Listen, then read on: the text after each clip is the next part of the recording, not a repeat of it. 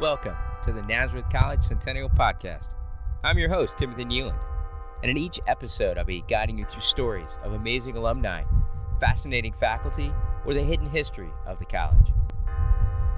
Today's episode: the struggle for social justice in Rochester, New York. Nazareth College in the community.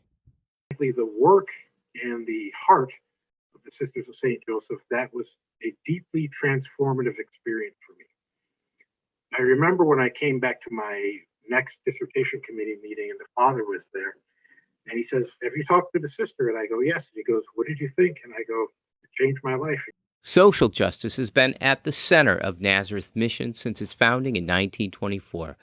To understand this in action, I interviewed Dr. Rashid Muhammad, a community scholar and friend of Nazareth College, about his life and those things that have shaped it, including his encounters with members of the Nazareth College community, which have inspired his pursuit of social justice. Rashid Muhammad is the son of a well-known attorney and judge from Rochester, the late Roy Wheatley King.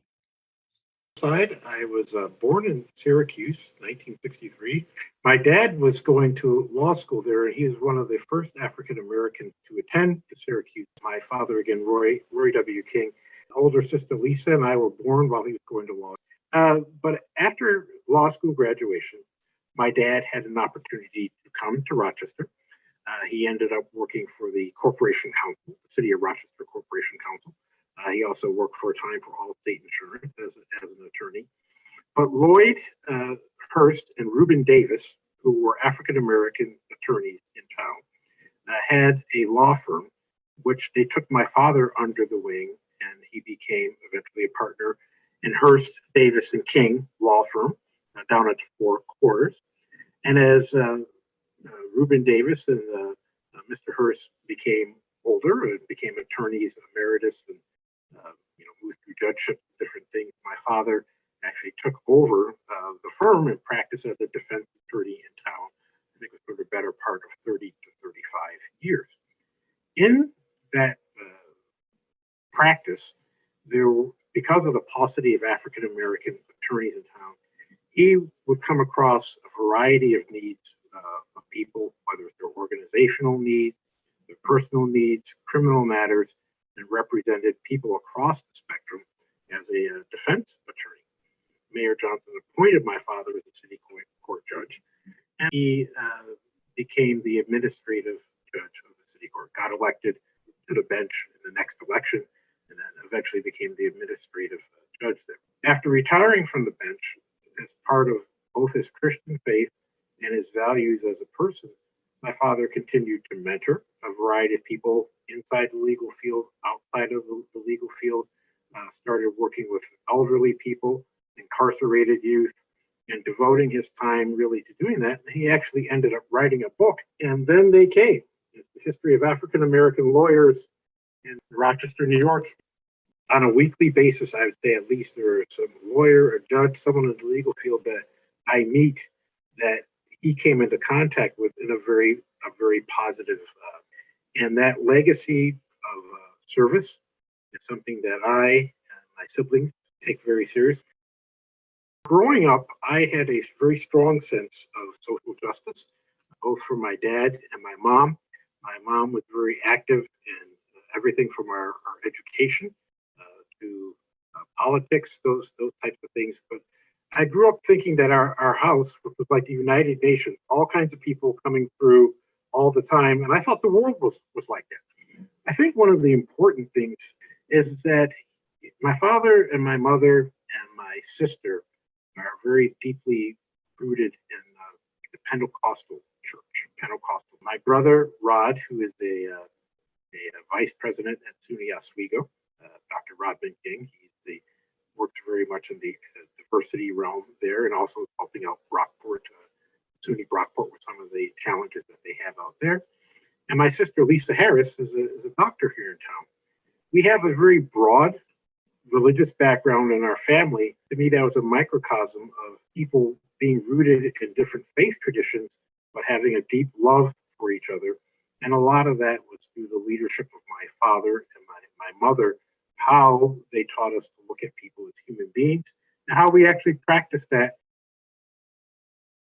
She grew up surrounded by some of the great Black leaders of Rochester. People like Bill Johnson, who was head of the local Urban League chapter before his successful run to become the first Black mayor of Rochester in 1994, an office that he would hold for 3 terms.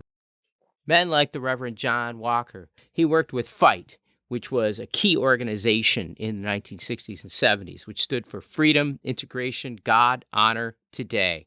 He was director of the Baden Street Settlements Counseling Center and became director of the Seventh Step Foundation, including Dr. Jess Moore, who was the first full-time Black professor at the University of Rochester. Hired in 1970, he was known for his excellent history of the National Urban League, which was published in 1980. But more than that, he was instrumental in forcing the University of Rochester to confront its past and to embrace greater pluralism and diversity. He served as a mentor to many young Black students. Our family, the former Mayor Johnson's family, the Dobsons, the Moores, we were some of the first African American families to move into that area on Rockingham Street. Reverend John Walker lived 2 blocks up. And at the time, as a child, I thought that was, again, something fairly normal. So, my sister and I started walking to school and were spat upon and some other unfortunate things. Growing up here in Rochester, went to the Rochester City Schools, graduated from Monroe High School. I actually enlisted in the Air Force and ended up staying there for 22 years. Pleasure to serve our country. And during that stay, I got to meet a lot of wonderful people all around the world, earned my associates, my bachelor's and master's degrees, doing adult education, which the Air Force put a lot of emphasis on. Got, most importantly, to meet my darling wife, who was also in the Air Force when we were stationed overseas together. And then we had, in the course of that, 2 beloved daughters, Aisha, our older daughter, now a PhD candidate at the University of North Carolina, and Khadijah, our younger daughter, is now a Syracuse City school teacher. In the Air Force, took me to different places around the world and got to be exposed to other cultures, other philosophies, ways of living. And it was a very enriching experience, both with the people that I had the pleasure of serving with in the military, and both with the people that we had the pleasure of interacting in the host country. It was during this time that I had a spiritual enlightenment and came to the religion of Islam and became a Muslim. I was stationed in Turkey for 3.5 years, and that's where I became a Muslim. It actually, the story was one Friday afternoon, there was a guy that used to sell juice and fruit and burgers at this little stand on the corner. It was midday on a Friday, and he was shutting his stand down. And I see him, what I now understand to be making ablution. And this is, again, a very common person. I said to him, his name is Ottoman in the Turkish language, Osman.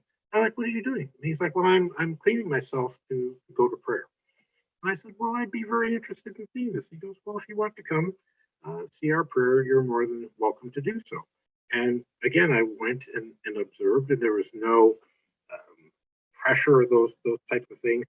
And I said, well, I'd be interested in reading and understanding the Quran. And they gave me a translation of the Quran, but there was no read this, you need to understand this. They're like, here it is. And if you have any interest, we're just normal people. We're not theologians or that type of stuff. And that's where I encountered Islam in a very pluralistic and welcoming perspective. The things that attracted me to Islam and still do is the concept of one God being merciful and kind to all of humanity and all of its arrays, living in a pluralistic society, and upholding the ideas of dignity and value for all humans. I had the fortune of completing 22 years active duty.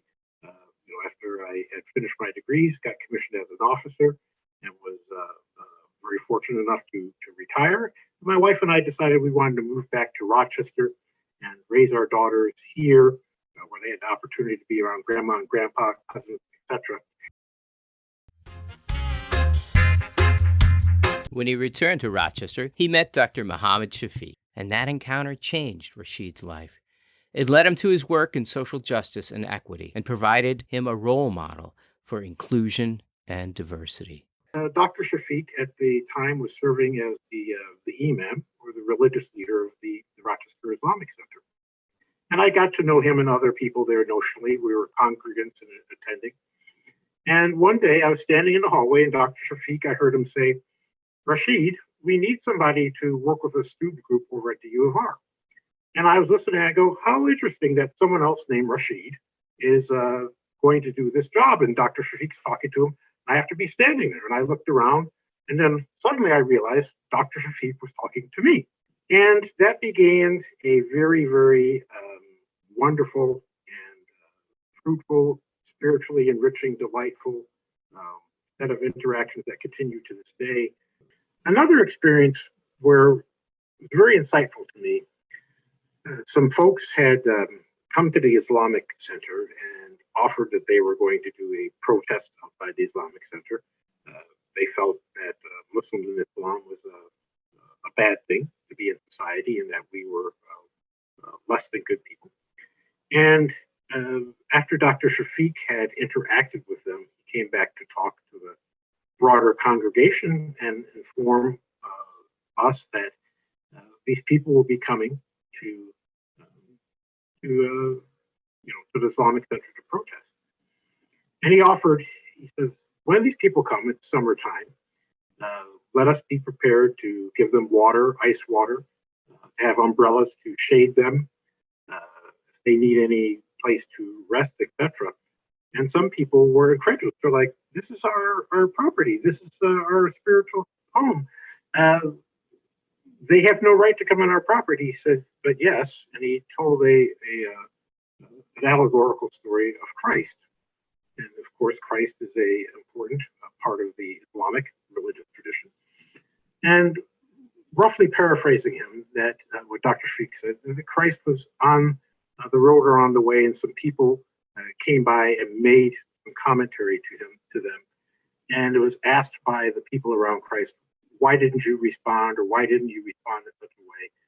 And in our tradition, he said, if I were to do that, then I would have the same hatred inside of me, and I do not have that inside me. So Dr. Shafiq said, if we respond to these people in that certain way, that means that we have the same type of ill and hatred inside of us. Learning from Dr. Shafiq, not only in the literal sense of understanding religion and interfaith dialogue and pluralistic things, but also in a way of being, how he carries himself through the world. To learn more about their relationship, I spoke with Dr. Muhammad Shafiq via Zoom. Rashid is somebody whom I love, actually. I have a lot of admiration for him. His daughters were friends to my daughters also. So they were classmates. And he used to come to our house. I know his wife also. I asked him if he could be a Muslim chaplain at University of Rochester. So he accepted that position. He was for a while there. So I think it was somewhere 2003, 4, 5, maybe. I don't remember exactly. And then I asked Rashid Muhammad to join the Commission on Jewish-Muslim Relations. That's what he came. And he is still a part of that commission. He's very active in that. He's very much structural equity and justice and diversity. So that was something which I asked him to present in our seminar. He went through the history of it, how racism had come in place, which is understood, but how there is a structural racism, which is very hard to change it. And I'm feeling the same thing now, co-chair of the commission, that, whatever we can do, it's still very hard. It's rooted into the laws, and those laws are not, may not be changed by Monroe County even, how those laws are and how things are. If you're interested in Rashid's work on structural racism, I invite you to listen to our recent podcast, Context, Compassion, and Courage, the Anti-Racism Formula of Dr. Rashid Muhammad. Dr. Shafiq inspired Rashid to return to school to pursue a doctorate in leadership. Then I decided to go and enroll in a program, a doctorate in leadership program, which was well suited for a working adult like myself, with a rather multidisciplinary approach where we could focus some efforts on areas that I need. Now, my children thought it was quite delightful to see their dad going back to college at the age I was, where they were still in high school and doing all their homework and watching me for several years go without sleep. His doctorate studies led him to pursue the role of women in reform movements, and ultimately this led him to the Sisters of St. Joseph and their remarkable story. There was a close relationship between the late Representative John Lewis, the civil rights organizer, and the Sisters of St. Joseph. In 1965, he was beaten badly as he tried to make it across the Edmund Pettus Bridge. He was rescued and taken to the only hospital in Selma, Alabama that would treat people of color, and that was the Good Samaritan, a hospital run by the Sisters of St. Joseph of Rochester, New York. That remarkable strength of the sisters to challenge the racism of their day inspires us all. I arrived at a dissertation subject focused on interfaith women leaders and their leadership capacity and how it, an understanding of one of my favorite scholars, Fareed Issaaq. Fareed Issaaq was a Harvard professor. He is an Islamic scholar from South Africa, and he's written a text called the Quran and Pluralism. And in that text, he posits, as he was growing up in South Africa of Indian descent, he was seeing various forms of discrimination based on color, gender, ethnic background, etc. But he knew all these good people of various face and background, colors, and those types of things. And he started to realize, I cannot be concerned with one ism, racism, sexism, all those types of things, unless I'm concerned with all the isms in humanity. And that really struck me very, very much as my spiritual center. This is really how I feel about things. I can be grounded in a particular faith, a particular background, but I must not only love, but truly welcome all of humanity and be concerned with their well-being. And as I started to investigate that and started to do my doctoral field work, collect the data, it was there that I came across one of the Sisters of St. Joseph. What an experience. On my doctoral committee, one of the priests at St. John Fisher was on my doctoral committee. And the father suggested to me that if I was collecting this data, there was a nun that he knew, and he suggested that I call her and have an audience with her. I called the nun up and explained, hi, I'm Rashid Muhammad. I'm doing a doctoral dissertation that's focused on women leaders in the interfaith religious space. And may I come and talk to you? She's like, sure. Understanding what the Sisters of St. Joseph were to Mr. Lewis, coming to understand the ethos, the focus, humility, and kindness, all of those, the depth of that stays with me to today. Dr. Shafiq's work at the Hickey Center for Interfaith Dialogue, of course, is a deeply grounding experience for me too. And it is, I don't believe by serendipity that both Dr. Shafiq is at Nazareth College and that one of the founding order, the Sisters of St. Joseph, part of a deeply transformational experience for me. Without resulting to anything that may sound like hyperbole, it truly is a wonderful feeling to just be on campus. I understand Nazareth College to be a place that is deeply grounded and a set very deeply of values, but not to be exclusive, to be inclusive. Although deeply grounded in a series of values, that institution and the people that are there welcome all of humanity, welcome pluralism, create and sustain and facilitate dialogue that is so deeply needed in our world. So for me, both literally in terms of being able to learn with people like Dr. Shafiq, learn from the Sisters of St. Joseph, they also have a deep symbology to me. The institution has a deep symbology to what it means to actually travel through this world and try to work our best as human beings for good And Rashid continues to do good, using his new doctorate in leadership to bring his talents to many organizations in our community. He's a board member of the Children's Institute. He's director of operations at the Rochester Anti-Poverty Initiative and director of operations at the Volunteer Legal Services Project of Monroe County. We look forward to seeing more of Rashid's contributions to our community in the future. I hope you've enjoyed this special podcast that reminds us that what we do on campus has an effect upon the world around us, and that it inspires you in your own work to create a more just and equitable society. Before we get to the credits, I invite you to listen to a little more of Human Rights from the Free Music Archive.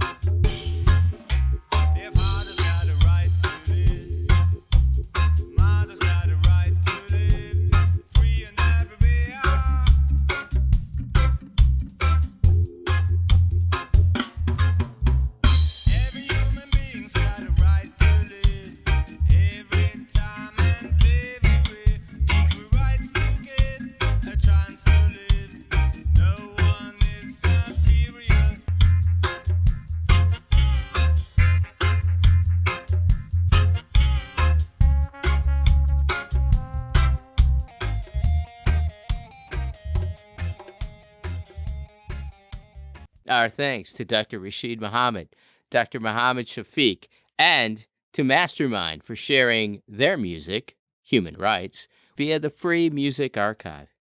And of course, we thank you, the listener. If you like what you hear, let us know. You can contact us by email at publichistory@naz.edu.